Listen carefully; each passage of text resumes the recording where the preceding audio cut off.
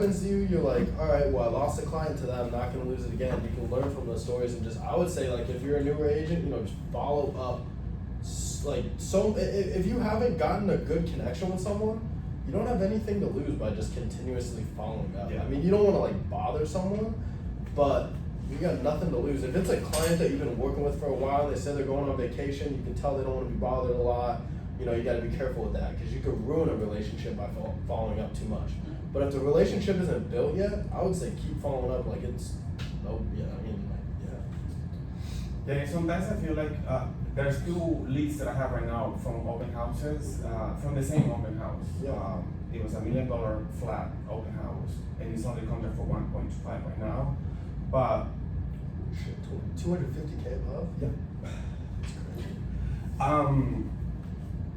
What was I saying? They were the ones telling me exactly what they wanted, but they're very specific. Like the one guy wants 3-bedroom, no pool, 260 square feet around the million, which is unrealistic. Yeah. And then the other lady, she's fine with everything, 4-bedroom, 3-bathroom, whatever pool, but she wants 4-car garage. Mm-hmm. And so like there's just like those specific little things that are making it hard. And she's on it, like she texts me, I email her, she responds. He has been kind of drifting away, but I'm gonna give him a call just to kind of bring him back. But I think for me it's just learning how to read their vibe. It's and so then just important. follow from there. Exactly. So one thing that I tell people, a lot of open houses that's done really well for me is like, people say I need at least 4 bedrooms. I need at least this amount of square footage. But I'm like, hey, listen, if a great house, this is a great phrase to use, if a great house pops up and it only has 3 bedrooms and it's perfect for you in every way, shape, and form, you're not gonna see it. And then sometimes I have to reiterate that like a lot with the same person. I'm like, hey, if this pops up and it only has 3 bedrooms, do you want to just set up your search for 3 bedrooms just so you could see it if it pops up, and it's a perfect house for you? And I think that works a lot too. And if someone has a specific need, if someone says they're looking for a specific thing, find out what someone's inner ulterior motive is, like what exactly someone's looking for, and blow them away with your work ethic. Like for me, it was when I first started, I was waking up at 5 in the morning and I was sending people emails of houses exactly like they were looking for.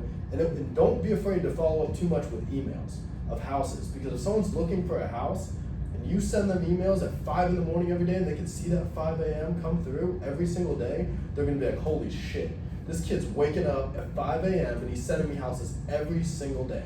And that's how I hit the 2.3 last year. Was that lady, I had sent her houses at 4:30 to 5 in the morning every single day. When we were going out on showings, there was she responding to you, or oh yeah. Yeah. But we were going on consistent showings too. So she was working with like one of the top 3 realtors in Arizona. She's like, I fucking hate him. She's like, I love working with him. She's like, he is such a scumbag. Like, I hate him. Is it Jay Black? I'm not gonna say names.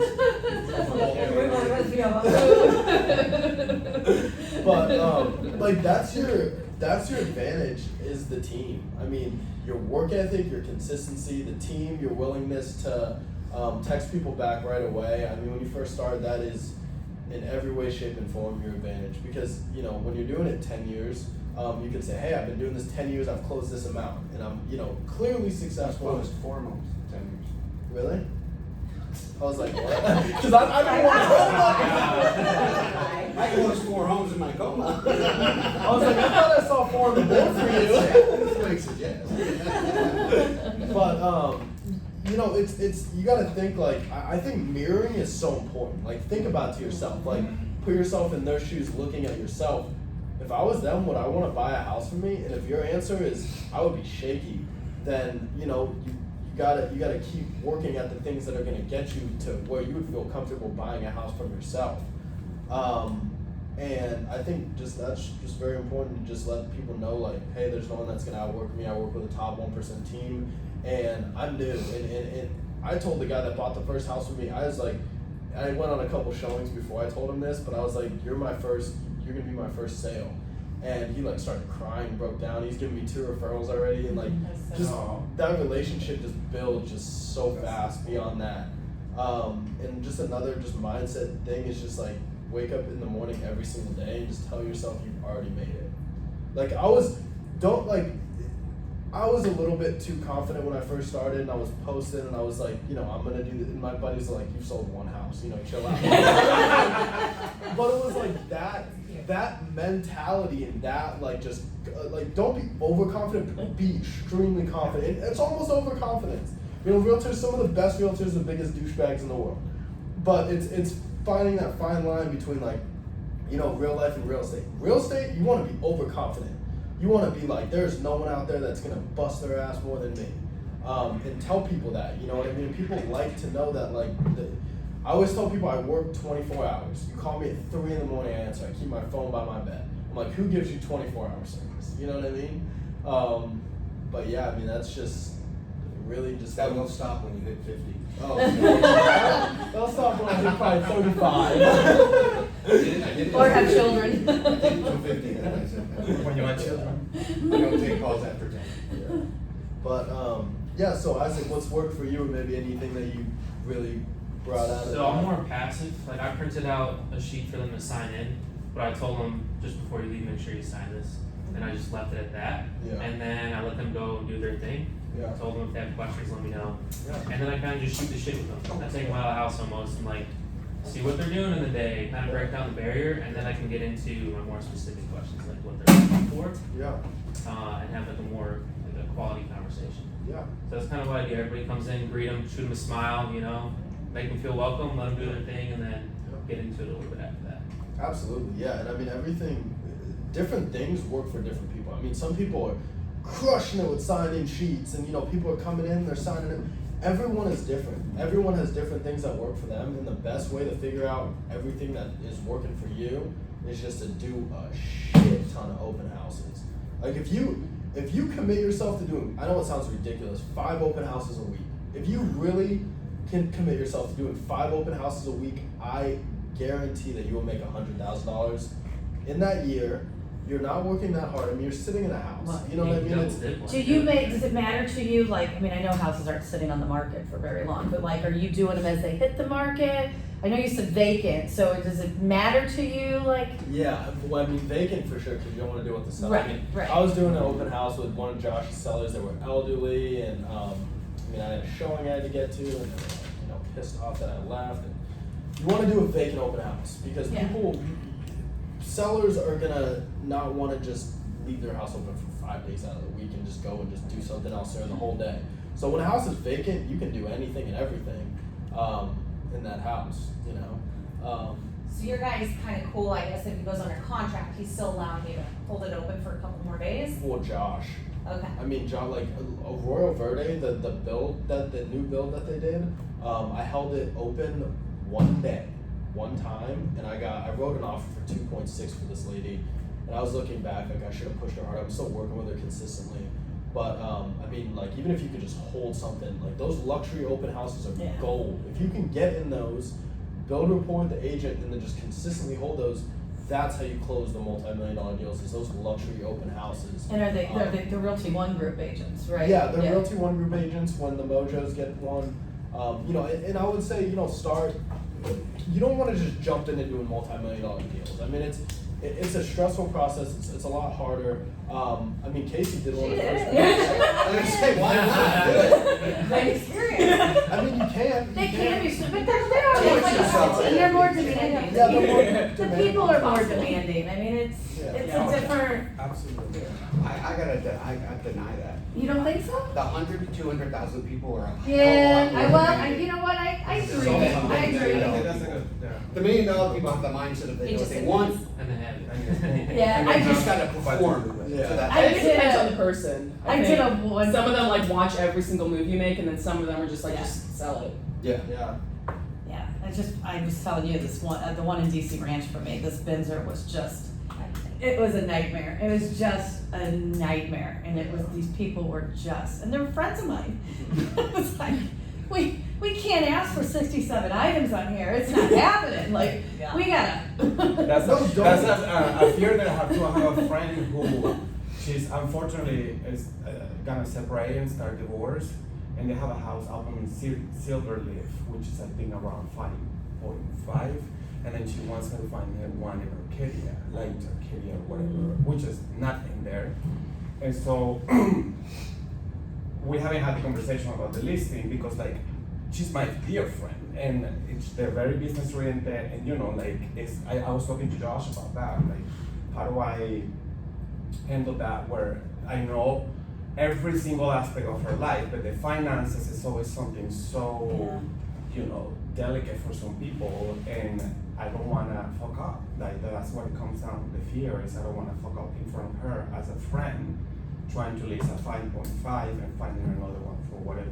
we're gonna find. Yeah, friends are hard. That's why you got the team too, right? Right. Yes. Absolutely. Thank you. Expectations too. I mean, I've worked with a lot of friends, and you know, I actually got into fights with friends over things. But you know, I always say, you know, this is business. I know we're friends, but this is business, and it's my job to do the best for you that I can. And sometimes you don't want to hear what I have to say. Yeah. But we have to look at this as a business deal, not as a friendship deal. And you know, I've not lost a friend over it. We've gone out and had beers and drinks afterwards. It's done. It can get a little dicey, but when you set the expectation that I'm here to do a job for you, and I'm doing the best that I can, and we need to work together, and you know, we got to take the friendship thing out of it for a few minutes. And they're gonna push you to the limit. And they're the hardest ones. Especially the luxury deals, they're gonna make it seem like they want to walk because they're gonna see everything you can do to keep the deal together. Yes. You know, like in my deal, they asked for 70,000 and they filled the Binzer, and I was like, hey, you know, like you said, expectations. I'm like, your chances of getting 70,000 in a market like this, the house is appraised at this value, you're under contract at appraised value. You know, I think I could get you 20, you know, and I got them 20, and they moved forward and they bought the house, but they're like, we're not accepting anything less than 65. So just know that, like, always stay positive when you have a house under contract and it seems like it's gonna fall out. Yeah. Because your clients, I mean, I've had, I think 2 or 3 fall out out of maybe 20 houses I sold, and there's probably more than half of them I thought they were gonna fall out, and they didn't. Because people, that's how they get the most money. Like the other day, this guy called me, I had a $20,000 credit, sent a Binzer to him. Calls me the next day trying to get more money. Saying, oh, I've got a home equity line of credit on the house I can't get now. I'm gonna have to walk from the deal. You know what I did? I went and got that son of a bitch another 10 grand. Yeah. And it worked. And that's- working with the other agent too to say, hey, what can we do to make this happen? Exactly. Neither one of us want this to fall apart. So what can we do to work together to figure out how to make everybody happy? Exactly. And a lot of times that helps the other agent put their guard down and say, you're right, well, let's figure out what we can do. Exactly. I've sat at Starbucks with other agents before where we've had deals falling apart, saying, all right, how are we making this work? That's sick. We need to figure out, you need to do this, and I need to do this, and I'm not losing this deal. Especially on the luxury ones. 'Cause Right. That's I mean, I've had deals fall out, things that are just out of your control. I mean, Yeah. people are unreasonable sometimes, but exactly. if you can get an agent to work with you and Your say, chances we're are- here to make this happen, and then a lot of times you may work with that agent again. Exactly, and they're gonna remember that next time that they're presenting offers. They're gonna say this, and the same thing goes the opposite way. If you had a really bad relationship with an agent, it's happened one time so far in my career, and it was this year, and that was the story that they told. That was about me. But this guy, he told me that my client couldn't have a painter go look at the property in our due diligence period. So I read him off the exact line in the contract that says, listen, we're allowed to have specialists go out to the property. He's like, it doesn't say a painter in there. I'm like, so a specialist doesn't fall in the painting category, right? But his response to everything is, oh, I've been doing this 25 years. Trust me, I know. You know, and it was a situation where I got so frustrated that I sent an email and it got personal, and that's what ruined the deal. And, you know, and I learned from that, and it's not going to happen again. Even if you got a jackass, you got to kill him with kindness, you know? Bite your tongue. Let me tell you, Yeah. write your email, but write it in Word. Do Yep. not write it in Yep. Outlook. Yep. Because sometimes when you go to cancel, you hit send. Experience. It hadn't worked. I love that. Get your feelings out in word and don't send it. And when you're talking about Bummer about canceling it. stuff like that, friends, one, I will not work with friends, period. I will work with clients that turned into friends, because you've already done it, right? But with like the emails and stuff like that, sending it, I had a deal cancel in Fallout when I was in Texas. And I know the first thing, when I got that email, it was the first time I learned something from this one, the first time it fell through the agents, like, they can't do this, they can't do this. I was the listing agent, they were the buyer's agent, and I saw the email come up, and my first inkling was, you gotta answer it. I said, no, I turned my phone off and turned it upside down. Then I waited 4 hours, and then I went back to it and looked at it, and then we were able to resolve it, because I didn't act immediately on it. And like you said, that was a learning thing for me, because I was an emotional guy, and then you gotta think business versus emotions. Exactly. And once you separate that, you can do that. Right? But I still screw up, I still get emotional, don't get me wrong. We take turns. Yeah, we got the deal right now where it's gonna, they have come back and told me they're canceling the deal over $3,000. Over $3,000, it's the $800,000 deal, they're canceling over $3,000. And it's over a bullshit thing. We went through the conversation yesterday. Now, what I did do yesterday is I said, okay, fine. Today, so it was tomorrow. Tomorrow is the last day you can cancel this contract. If you don't cancel it, then we're done. And I took her side, we're canceling the contract. She said, oh, we're not gonna cancel. You said it to me 7 times for canceling, no, we're not gonna cancel. I went, okay, and then I told them, they're not paid.